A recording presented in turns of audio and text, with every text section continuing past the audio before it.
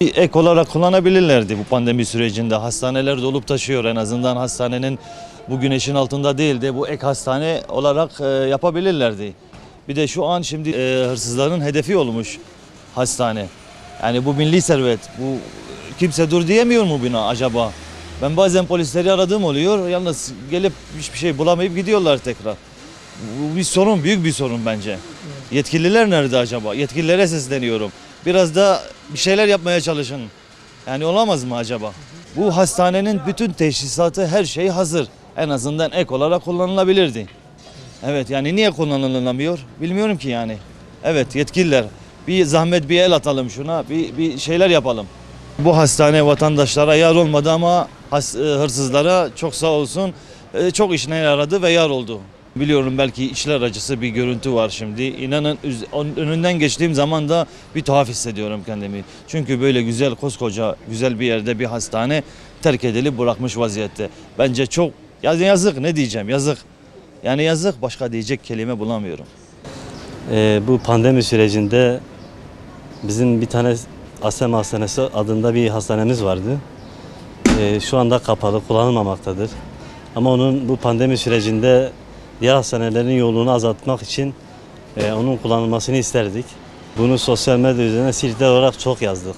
Şu anda bildiğiniz üzere devlet hastanesinde yoğunluğundan dolayı yani pandemilere bakılamıyor. Hastanelerin yoğunluğu, yatak odalarının da artmasıyla hastanelerde yer yok şu anda Siirt'te. Yanı başımızda olan Asem Hastanesi iflas ettiğinden dolayı uzun zamandır boş.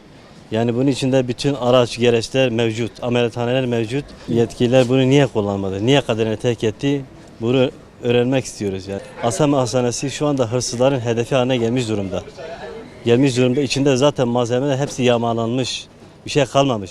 Biz Siirtler olarak artık buna bir dur demek istiyoruz. Siirtler olarak bunu çok gündeme getirdik. Bir pandemi hastanesi olarak kullanılmasını istiyoruz. Hırsızlar peteklerinden, klimasından, her şeyinden, çeşmesine kadar her şeyini artık çalıyorlar, bırakmıyorlar. Onun için artık Sayın Valimizden, yetkililerden buna bir dur demesini istiyoruz. Siirt o kadar mı sahipsiz, o kadar mı kimsesiz? Neden kullanmadı yani? Buna bir cevap arıyoruz artık. Yazık değil mi? Milli servet diye o kadar günah. Böyle boş boş yerinde duruyor, hırsızların hedefi haline gelmiş. Yani artık biz Siirt olarak bunu gündeme çok getiriyoruz. Yeter artık, dur diyoruz buna artık. Evet. 8 yıl Asema'da çalışıyordum. Ondan sonra 10 aydır boştayım. Şimdi kavun satıyorum harbisinde. Hastane iflas etti ve biz boşta kaldık.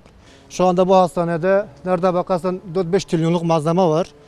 Hepsi öyle olduğu gibi kalıyor.